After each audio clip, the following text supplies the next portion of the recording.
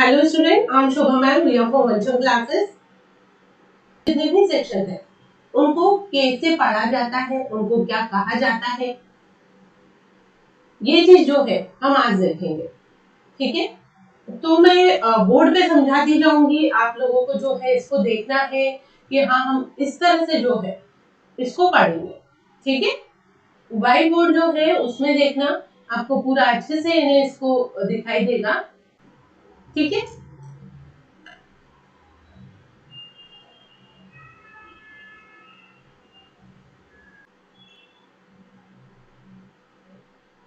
ये है evidence act. ठीक है, साक्ष्य अधिनियम। टोटल सेक्शन कितनी है, तो टोटल सेक्शन है इसमें 167 धारा यानी सेक्शन टोटल कितना है, तो 167 है। पार्ट है इसके तीन, 1, 2 और 3। पार्ट है कितने, टोटल 3। और इसमें जो है चैप्टर्स 11 है, यानी 11 चैप्टर्स रहेंगे। ठीक है, वापस से मैं बता देती हूँ, साक्ष्य अधिनियम जो है वो हम पढ़ रहे हैं। आपको जो है सबसे पहले इसके सेक्शंस पता होना चाहिए, तो 167 सेक्शंस है, 3 पार्ट है और 11 जो है इसके चैप्टर्स है। ठीक है, इतना क्लियर हो गया सब लोगों को। स्टार्ट कर रही हूँ, एक बार सुन लेना। साक्ष्य अधिनियम हम पढ़ रहे हैं, एविडेंस एक्ट बोलते हैं इसको। ठीक है, साक्ष्य अधिनियम यानी एविडेंस एक्ट, और ये जो एविडेंस एक्ट यानी साक्ष्य अधिनियम है, इसका क्या है, तो ये सिविल और क्रिमिनल दोनों का, मीन्स ये सिविल लॉ में भी लागू होता है, यानी सिविल विधियों में भी लागू होता है और क्रिमिनल में भी लागू होता है। ठीक है, यानी आपराधिक या फिर जो फौजदारी विधि होती है उसमें भी ये लागू होता है। साक्ष्य, इसकी परिभाषा कहाँ दी है, तो साक्ष्य की परिभाषा जो है सेक्शन 3 यानी 3 में दी गई है। और सेक्शन 4 से स्टार्ट हो जाता है, आपका याद रखना, क्योंकि आगे जब भी हम पढ़ेंगे तो मैं डायरेक्ट सेक्शन सेक्शन पढ़ाऊंगी, लेकिन ये इंट्रो वाला पार्ट है, ये आपको पता ही होना चाहिए। इसमें 3 ब्रांचेस लिखेगी, मैं प्रिज्यूम, शैल प्रिज्यूम और कंक्लूसिव प्रूफ। सेक्शन 4 जब आप पढ़ेंगे तो उपधारणा करेगा, उपधारणा कर सकेगा और निश्चयक सबूत, ये इतनी चीजें जो है आपको पता होनी चाहिए। सेक्शन 6 का यदि पूछा जाता है कि सेक्शन 6 क्या है, तो उसको आरजे रेस जेस्टे बोलते हैं, है ना, आरजी रेस जेस्टे। ठीक है, तो रेस जेस्टे को कहां डिफाइन किया गया है, रेस जेस्टे क्या है, तो एक ही समयवार के भाग जो है या वन ट्रांजैक्शन में जो सीरीज ऑफ ट्रांजैक्शन होते हैं, एक के बाद एक के बाद एक काम होंगे, उनको कहते हैं रेस जेस्टे। जैसे दो आदमियों में गुत्थम गुत्ती हुई, वो एक दूसरे को मारने लगे, पीटने लगे, तो जो मारपीट है वो एक्चुअल चीज है, लेकिन सेम ट्रांजेक्शन में क्या क्या चीजें हुई, वहां जो मिट्टी में निशान पड़े उनके लड़ने के, वो भी रेजिस्ट है। जो कुछ लड़ाई होते समय, लड़ाई के बाद जो लोगों ने बोला, वो भी सेम ट्रांजेक्शन का पार्ट है। ठीक है, नेक्स्ट आ जाओ 7 और 8, मैंने कल ही डिस्कस किया था, जो सेक्शन 7 है और सेक्शन 8 है, इसमें आपको 4 पॉइंट याद रखने हैं। ठीक है, सेक्शन 7 में 4, सेक्शन 8 में 4। सेक्शन 7 के 4 कौन कौन से हैं, occasion, cause, effect and opportunity. Section 7 के जो ये 4 पार्ट है, ओकेशन, कॉज, इफेक्ट और अपॉर्चुनिटी, हिंदी में देख लो, प्रसंग, हेतु, परिणाम और अवसर, ये 7 चीजें आपको याद रखनी ही है। यानी यदि आप सिविल जज की एग्जाम देने जा रहे हैं, यदि आप एडीपीओ, डीएलओ, जेएलओ किसी की भी एग्जाम देने जा रहे हैं जुडिशरी में, ठीक है, किसी भी स्टेट की, और इतना नहीं पता और एविडेंस एक्ट है, तो मेरे ख्याल से आपको उस हॉल में इंटर करने का भी हक नहीं है। ठीक है, तो फर्स्ट क्लास में मैं सिर्फ वही बता रही हूँ कि इतना चाहे मैं बोलूँ अब या ना बोलूँ, आपको याद रखना है। ठीक है, अब 8 में आ जाओ। 8 में कौन कौन सी 4 चीजें हैं, हेतु, तैयारी, पूर्व का आचरण और पश्चात का आचरण। ठीक है, इंग्लिश में रिपीट कर देती हूँ मैं इसको, motive, preparation, previous conduct and subsequent conduct, ये 4 चीजें होती है सेक्शन 8 में। Now section 9, it called identification parade, पहचान परेड बोलते हैं इसको, पहचान परेड। ठीक है, आइडेंटिफिकेशन परेड यानी पहचान परेड। ठीक है, सेक्शन 9 पहचान परेड। सेक्शन 10 जो है it is related with conspiracy, षड्यंत्र से संबंधित है सेक्शन 10। ठीक है, सेक्शन 10 किससे रिलेटेड है? षड्यंत्र से। नेक्स्ट आ जाओ, सेक्शन 11 बहुत इंपॉर्टेंट है, plea of alibi. Plea of alibi, अन्यत्र उपस्थिति का सिद्धांत बोलते हैं इसको। अन्यत्र उपस्थिति का सिद्धांत। मैं बोल रही हूँ ए को मैंने इंदौर में टावर चौराहे पे मर्डर करते देखा। ए ने ये साबित कर दिया कि उस दिन तो मैं यूएसए में था, उस समय पे स्थान अलग है।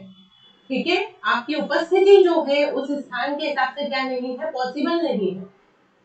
ठीक है, यदि ए उस समय यूएसए में था तो इंडिया के इंदौर के टावर चौराहे पे वो मर्डर नहीं कर सकता। ठीक है, पर मैं बोल रही हूँ, प्रशांत बोल रहे हैं कि मैंने बाहर कुआ पे इसको देखा, और मैं बोल रही हूँ मैंने टावर चौराहे पे मर्डर करते देखा। भवर कुआ से टावर चौराहे आना इतना नॉर्मल है, 10 मिनट का रास्ता है। ठीक है, बाइक तेज चला के आओ तो 5 मिनट का रास्ता है। अब उसमें अन्यत्र उपस्थिति को नहीं मानेंगे।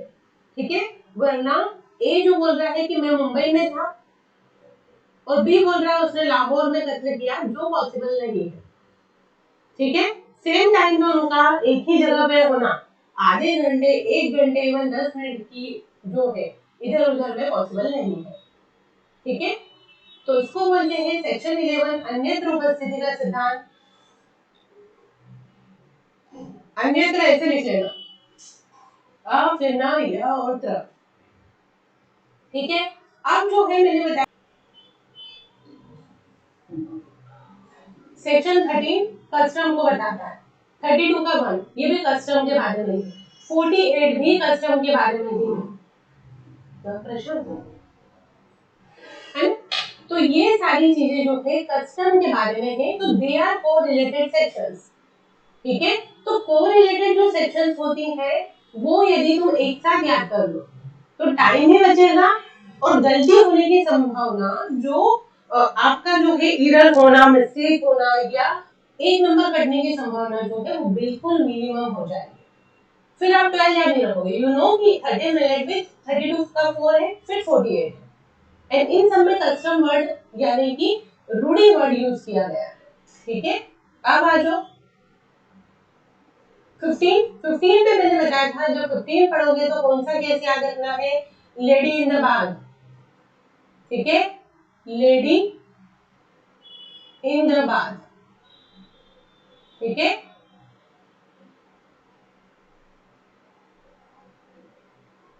ये केस इंपॉर्टेंट है। 15 है क्या एक्चुअली? 15 जो है सेक्शन 15 एविडेंस एक्ट कि यदि सेम जो है तरीके से कोई चीज हो रही है ना, यानी उसमें जो चीजों के हैपन होने में, इंसिडेंट के हैपन होने में कोई पैटर्न है। ठीक है, और उस पैटर्न से ये पता चल रहा है कि it is not accidentally, it is intentionally. ठीक है, तो 15 में कवर हो जाएगा। उसमें एक एग्जांपल भी है, एक पर्सन जो है अपना हाउस यानी अपना घर क्या करता है, उसको जो है वो खरीदता है, 15 दिन के अंदर या थोड़े से समय के अंदर वो उसको क्या करवाता है? इंश्योरेंस करवाता है उसका 1 करोड़ के आसपास का। 3 महीने के अंदर उसके घर में आग लग जाती है। ठीक है, पहले वो इंदौर में खरीदता है, फिर ऐसा होता है फिर वो बॉम्बे में खरीदता है, 3 महीने के अंदर उसमें आग लग जाती है, वो इंश्योरेंस का पैसा क्लेम करता है, इंश्योरेंस ले लेता है। ऐसा उसने 3-4 बार किया। देखो हो सकता है अनफॉर्चुनेटली किसी के घर में आग लग सकती है। ठीक है, लोग इंश्योरेंस ही इसलिए करवाते हैं कि यदि बाई चांस कोई अनफॉर्चुनेट एक्सीडेंट जो है या अनफॉर्चुनेटली कोई चीज हो जाए तो उसको कवर किया जा सके। लेकिन एक ही पर्सन के साथ एक ही पैटर्न में एक ही चीज हुई हो और उसने हर बार जो है क्लेम किया हो पैसा, और जैसे ही वो पैसा मिला शहर भी बदल दिया उसने, घर भी लगभग उसी कीमत का या उससे ज्यादा कीमत का, इंश्योरेंस भी उसी कीमत का या उससे ज्यादा कीमत का, और एक पर्टिकुलर टाइम पे यही चीज हैपन हो, तो उसमें पैटर्न ढूंढा जा सकता है। और यही पैटर्न जो है लेडी इन द बाथ वाले जो केस में हुआ था। अब आ जाओ नेक्स्ट 70। देखो दो चीजें हैं, एडमिशन जिसको आप हिंदी में बोलते हो स्वीकृति, और एक है कन्फेशन, जिसको आप बोलते हो संस्कृति।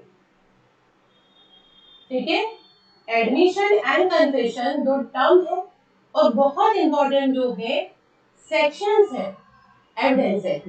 एडमिशन के सेक्शन देख लो, सेक्शन 17 से लेके 23 तक है और 31, जबकि कन्फेशन जो है वो 24 से 30 है।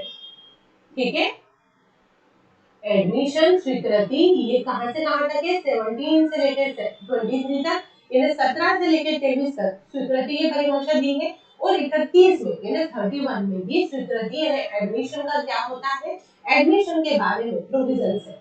कन्फेशन जिसको संस्कृति कहते हैं उसका 24 से 30 तक जो है क्या है, प्रोविजंस है। अब जब यदि कोई चीज दी गई है तो उसका क्या दिया होगा, उसका डेफिनेशन भी दिया होगा। तो 17 में स्वीकृति की डेफिनेशन है, लेकिन संस्कृति को डिफाइन नहीं किया गया है। कन्फेशन जो है it is not defined in evidence act. ठीक है, 17 की डेफिनेशन जो है वो क्या बोलेंगे कि स्वीकृति क्या होगी, एडमिशन क्या होगी, पर कन्फेशन जिसको संस्कृति कहते हैं it is not defined in evidence act. इसको जो डिफाइन किया गया था पकला नारायण स्वामी वर्सेस किंग एम्परर के केस में किया गया था।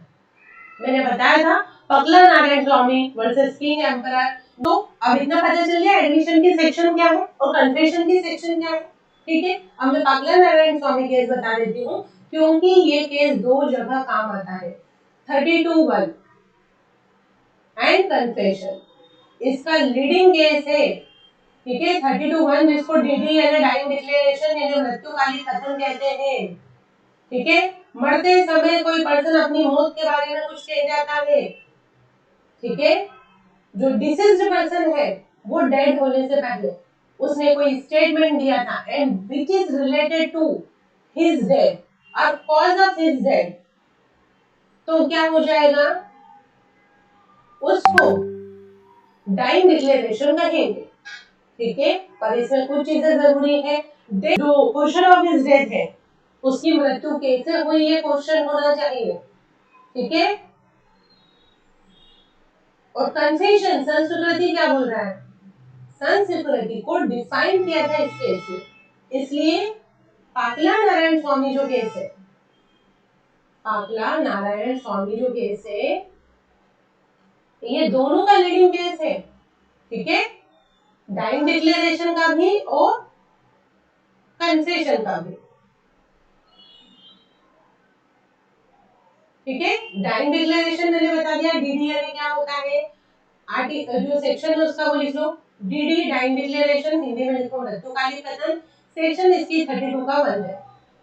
ठीक है, स्वीकृति और संस्कृति में क्या अंतर है, डाइंग डिक्लेरेशन मैंने बता दिया, मरते समय यदि इंसान ने कुछ बोला, चाहे वो लिखित में हो चाहे वो मौखिक हो, it may be written it may be जो है ओरल हो सकता है, ये किसी से भी हो सकता है, अननोन पर्सन से हो सकता है, पुलिस ऑफिसर से हो सकता है, मजिस्ट्रेट से हो सकता है, डॉक्टर से हो सकता है।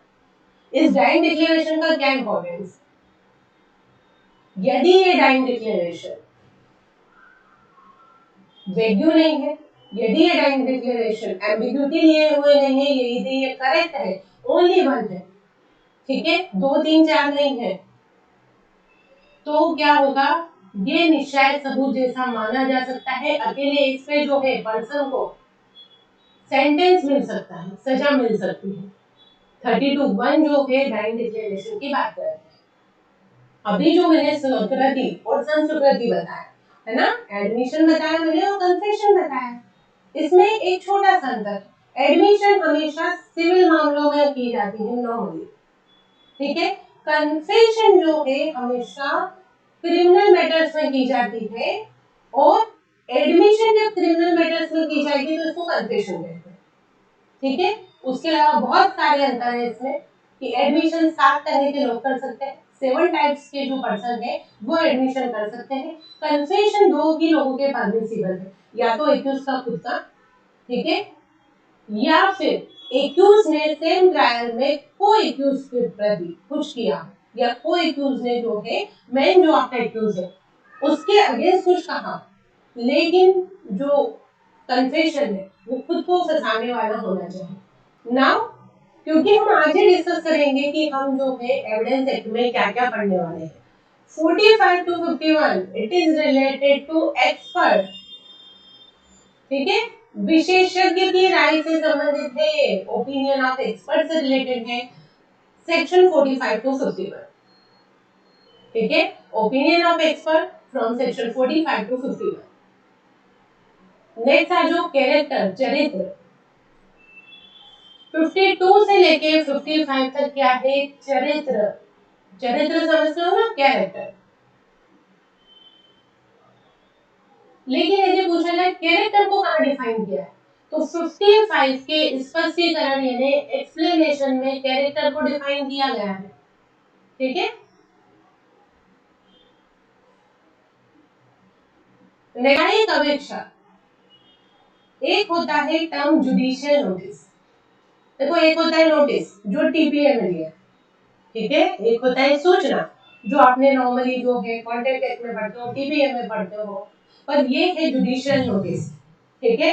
हिंदी वाले बहुत अच्छे से ध्यान रखना, क्योंकि हिंदी में इसको न्यायिक सूचना नहीं कहते, इसको न्यायिक अपेक्षा कहते हैं। पर कई बार जो है एमपी हाईकोर्ट के साथ ये प्रॉब्लम हो जाती है कि वो जो टाइपिस्ट है या कोई गूगल करके कर देता है तो न्यायिक सूचना जो है छप जाता है। आपको इंग्लिश में देखना पड़ेगा, if it is judicial notice तो उसका अर्थ है न्यायिक अपेक्षा, जो सेक्शन 56 और 57 एविडेंस एक्ट से रिलेटेड है। जुडिशियल नोटिस जेनरली क्लोज है ना। उसके बाद 60 best evidence rule, best evidence rule, section 16 क्या बोलते हैं इसको, बेस्ट एविडेंस रूल बोला जाता है इसको, ठीक है। सर्वोत्तम साक्ष्य का नियम लिख लो, सर्वोत्तम साक्ष्य का नियम, ये इंग्लिश में बोलते हैं इसको बेस्ट एविडेंस रूल, लेकिन हिंदी में क्या बोलेंगे इसको, सर्वोत्तम साक्ष्य का नियम, ठीक है। अब 62 और 63, 62 एंड 63, 62 प्राइमरी एविडेंस को जबकि 63 सेकेंडरी एविडेंस को बताता है। 62 में डिफाइन किया है प्राथमिक साक्ष्य को और 63 में डिफाइन किया गया है द्वितीयक साक्ष्य को, ठीक है। नेक्स्ट आ जाओ, पब्लिक डॉक्यूमेंट 74 में है, प्राइवेट जो है 75 में है। जब मैं पढ़ाऊंगी पब्लिक की एक लिस्ट दे दूंगी, बाकी बचे हुए सब प्राइवेट डॉक्यूमेंट है ना। 77 आपको सर्टिफाइड कॉपी की बात करता है, ये याद रखना है।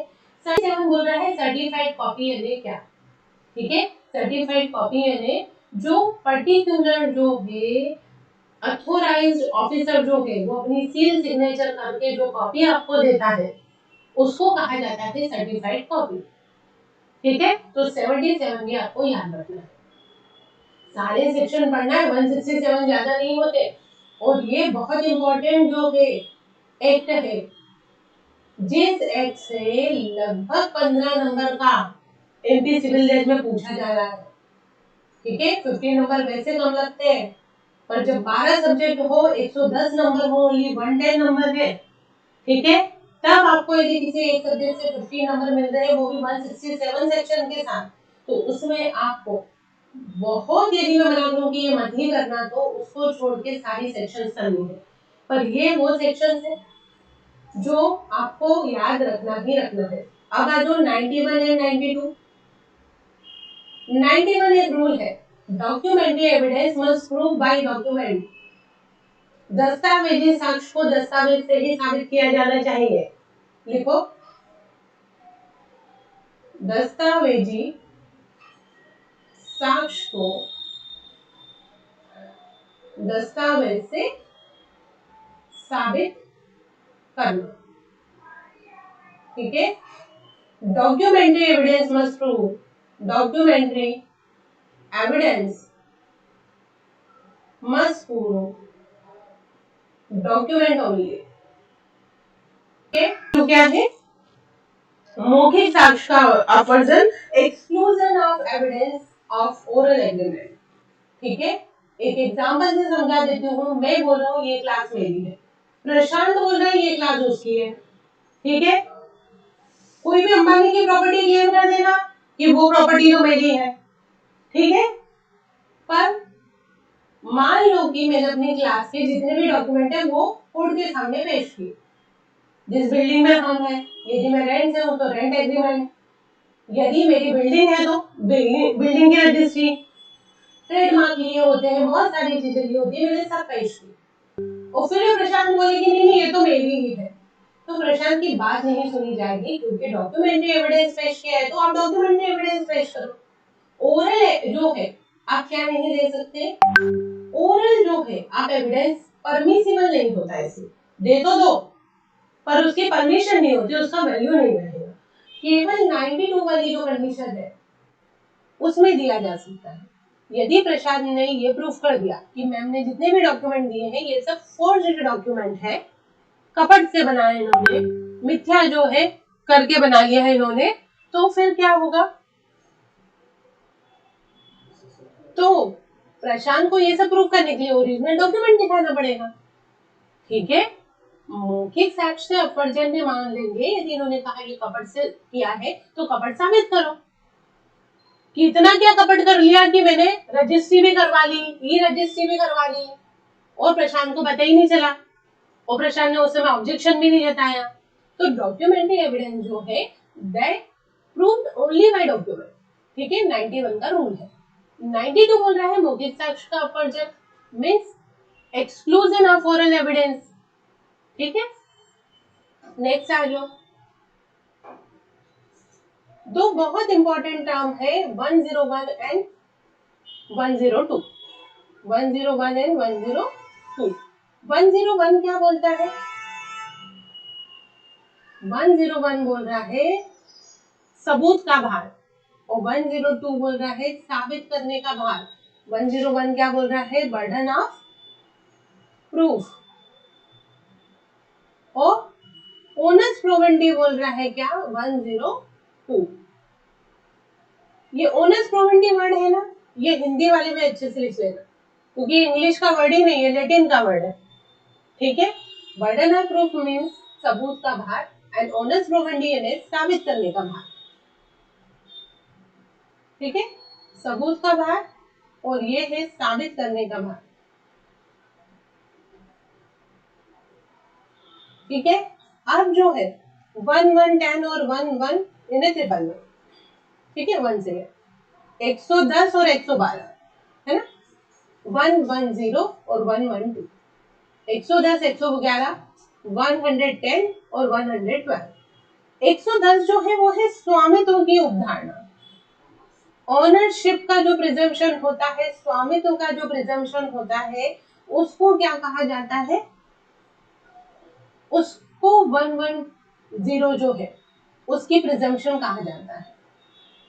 ठीक है, 112 क्या है, ये है धर्मजत्व मींस लीजिटिमेसी की अवधारणा। देखो सिंपल से समझो, 1872 में एविडेंस बनाया था, आज कितने साल हो गए, लगभग 150 प्लस साल हो गए इसमें, यानी 150 ईयर से ज्यादा हो गए, फिर भी, और आप दूसरी गवर्नमेंट हो, है ना, ब्रिटिश काल में बना था ये, किसने बनाया था, स्टीफन ने बनाया था। आज भी इसको चेंज करने की जरूरत नहीं पड़ी है, केवल जब कंप्यूटर आया तो आईटी के कुछ प्रोविजंस लगे, वो भी इन्होंने अमेंड करके डाल दिए। जब वुमन वाला जो दिल्ली रेप केस हुआ था, उस समय वुमन वाले कुछ प्रोविजंस जो है उनको इनको अमेंड करके डालने पड़े, अदरवाइज एविडेंस इतना ज्यादा परफेक्ट सा था कि उसको बहुत ज्यादा चेंज करने की जरूरत नहीं पड़ी। तो उस समय इतना डीएनए और इनका वो नहीं होता था। 112 में वो बोल रहे कि आपकी मम्मी ये प्रूव्ड है, ठीक है, लेकिन आपका फादर कौन है, इसकी लेजिटिमेसी कैसे पता चलेगी, यदि वो महिला यानी आपकी मदर 280 डेज तक उस पर्सन के साथ वैवाहिक स्थिति में रही है। ठीक है, मैरिटल रिलेशन था यदि आपके पेरेंट का मींस मदर और फादर का, तो माना जाएगा कि आप उसी पर्सन की संतान है। ठीक है, तो इसको बोलते हैं धर्मजता की या लीजिटिमेसी की अवधारणा यानी प्रिजम्पशन। अब लॉ वाले हो तो लीजिटिमेसी और इलीजिटिमेट यानी धर्मजत्व और अधर्मजत्व में आपको डिफरेंस पता होना चाहिए। शादियां शून्य हो सकती है, शादियां इनवैलिड हो सकती है, बच्चे इनवैलिड नहीं होते, बच्चे सिर्फ लीजिटिमेट या इलीजिटिमेट होते हैं। यदि एक जो है प्रॉपर शादी से उत्पन्न बच्चे होते हैं तो उनको लीजिटिमेट यानी धर्मच्युत बच्चे माना जाता है। अधर्मच्युत कौन से माने जाते हैं? जो लीगल वैलिड जो मैरिज है उससे ना उत्पन्न हुआ है। ठीक है, तो यह धर्मच्युत की डेफिनेशन, यानी उसके बारे में प्रोविजंस है। अब आ जाओ, बहुत इंपॉर्टेंट है 115 से लेके 117। देखो सिविल जो है, मैंने क्या बताया था जब मैंने स्टार्ट किया था, तो एविडेंस एक्ट सिविल और क्रिमिनल दोनों पे लागू होता है, लेकिन एविडेंस की कुछ सेक्शन ओनली सिविल की सेक्शन है और कुछ सेक्शन ओनली क्रिमिनल की सेक्शन है। एक तरफ लिख लो ओनली सिविल, एक तरफ लिख लो ओनली क्रिमिनल।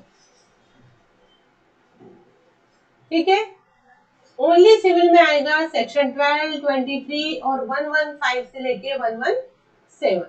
ये 5 सेक्शन 12, 23, 115, 116 और 117। सेक्शन 12, सेक्शन 23, सेक्शन 115, 116 और 117। क्रिमिनल में 105 है, 105 ये ओनली क्रिमिनल में लागू होता है। क्रिमिनल में भी आईपीसी के चैप्टर 4 में, ठीक है, फ्रॉम सेक्शन 76 से जो 106 वाला जो पार्ट है, जिसको एक्सेप्शन वाला पार्ट बोलते हो आप, अपवाद वाला, उसमें ये लागू होता है। ठीक है, आगे बढ़ जाऊं मैं। इसके अलावा है प्रिविलेज कम्युनिकेशन, 121 से 131 तक को बोलते हैं प्रिविलेज कम्युनिकेशन। विशेषाधिकृत संसूचनाएं, विशेषाधिकृत संसूचनाएं। ठीक है, 121 टू 131, 129 तक भी मानते हैं, पर ये इतनी याद कर लेना। इसको क्या बोलते हैं? Privilege communication. ये तुम दे भी दोगे तो कोर्ट इसको, ये रिलेवेंट तो है पर क्या नहीं है, एडमिसिबल नहीं है। ठीक है, 121 से लेके 131 को रिलेवेंट यानी सुसंगत तो माना है, पर एडमिसिबल यानी ग्राह्य नहीं माना। ठीक है, नेक्स्ट आ जाओ। 145 रिलेट विथ 157, ये है कंट्राडिक्शन एंड ओमिशन। ठीक है, 145 रिलेट विद 157 बहुत सारी जगह ये यूज होता है। ये है कंट्राडिक्शन एंड ओमिशन। और 157 जो है वो है कोराबोरेटिव एविडेंस। ठीक है, ये क्या है? कोराबोरेटिव एविडेंस मीन्स इसको बोला जाता है लोप होता है, या फिर आप किसी भी चीज को कंट्राडिक्ट करते हो, पहले कुछ और बोला था अब कुछ और बोला है, तो 145 यूज होता है। संपोषक साक्ष्य के रूप में क्या होता है? संपोषक साक्ष्य यानी कोराबोरेटिव एविडेंस के रूप में 157 यूज होता है। ठीक है, अब 3 तरह की जो है आपकी परीक्षाएं यानी एग्जामिनेशन होता है, इनको डिफाइन किया है 137 में। मैन, जिसको आप चीफ बोलते हो और मुख्य परीक्षा बोलते हो वो। दूसरी है क्रॉस यानी प्रति परीक्षा। तीसरी है री एग्जामिनेशन मीन्स पुनः पुनः परीक्षा। मुख्य परीक्षा, प्रति परीक्षा और पुनः परीक्षा, मैन, चीफ और क्रॉस एग्जामिनेशन। ठीक है, इतना जो है 137 में। किसके बाद कौन सी होगी? ये क्रम, ये सीरियल कहाँ बताया है? ये जो क्रम है ये 138 में बताया है। ठीक है, ऑर्डर ऑफ एग्जामिनेशन बोलते हैं इसको, order of examination, main, chief और re examination. Order of examination जो है वो कहाँ दिया गया है? तो 138 में दिया है, 138। इसके बाद जो एक इंपॉर्टेंट कॉन्सेप्ट है वो है सूचक प्रश्न, जिसको लीडिंग क्वेश्चन बोलते हैं। लीडिंग क्वेश्चन मीन्स ऐसे क्वेश्चन जो अपना उत्तर खुद सजेस्ट करते हैं। ठीक है, ऐसे क्वेश्चन, ऐसे प्रश्न जो अपना आंसर खुद सजेस्ट कर रहे हैं कि मेरा आंसर क्या होना चाहिए।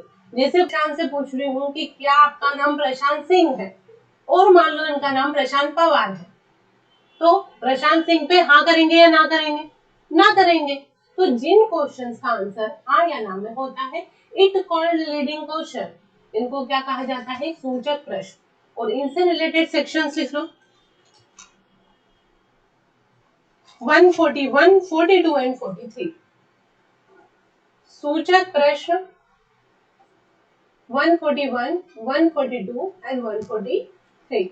It also called leading questions. ठीक है, नेक्स्ट देख लो एक पक्षद्रोही साक्षी, होस्टाइल विटनेस। होस्टाइल विटनेस को कहाँ डिफाइन किया गया है? 154 जो सेक्शन है वो होस्टाइल विटनेस की बात करता है, पक्षद्रोही साक्षी बोलते हो उसको।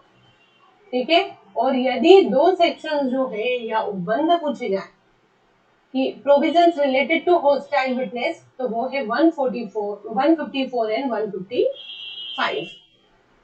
ठीक है, जब आपका गवाह मुकर जाता है, आपके पक्ष की बात नहीं करता, आपके फेवर की बात नहीं करता, तो उसको आप क्या डिक्लेयर करवा रहे हो कि मेरा साक्षी, मेरा विटनेस होस्टाइल हो गया है। So it's called hostile witness. ठीक है, नेक्स्ट आ जाओ रिफ्रेशिंग मेमोरी। क्योंकि ये एमपीसी विलेज का बहुत फेवरेट क्वेश्चन है, इसलिए बता दूं मैं। रिफ्रेशिंग मेमोरी 159 में दिया है ना? स्मृति को ताजा करना, स्मृति ताजा करना। क्या होता है कि मान लो पुलिस वाले की आपने गवाही के लिए बुलाया, एक पुलिस वाले के पास एक ही दिन में एक ही टाइप के 10 केस आ सकते हैं। मान लो वो 3 साल तक कहीं था, ठीक है, और आयोग के विटनेस हम हर समय करवाते ही हैं। ठीक है, तो 3 साल तक वो वहां था, अब उसकी पोस्टिंग हो गई, फिर भी वो वही काम कर रहा है दूसरी जगह भी, तो उसको कई बार याद नहीं रहता। तो यदि किसी एफआईआर पे पूछा जाता है कि क्या ये इसने लिखवाई है या किसी भी ऐसी चीज पे, वो रिफ्रेश करने के लिए मेमोरी उस डॉक्यूमेंट को देख सकता है। ये प्रोविजन है 159 में। ठीक है, पर रिफ्रेशिंग मेमोरी से रिलेटेड प्रोविजंस कहाँ कहाँ है? तो 159, 160, 161। ठीक है, 160 और 161 भी इससे रिलेटेड प्रोविजंस है। ठीक है, फिर एक जो है सेक्शन और कर लेना, दो सेक्शंस का बंच, जैसे इसका बंच यहाँ है 159, 60 और 61 में, वैसे ही एक बंच है जो कोर्ट के डिसीजन के बारे में बताता है। 136 रिलेट विद 165। ठीक है, it is related to decision of court, है ना? तो आज ये कंप्लीट हो गया है। मैं 5 मिनट में जो है एक और लिंक सेंड कर दूंगी, हम कुछ जो है हमारे जो केस लॉज है उस पर डिस्कस कर लेते हैं। ठीक है, और फिर खत्म कर देंगे आज। हैप्पी दशहरा सबको, है ना?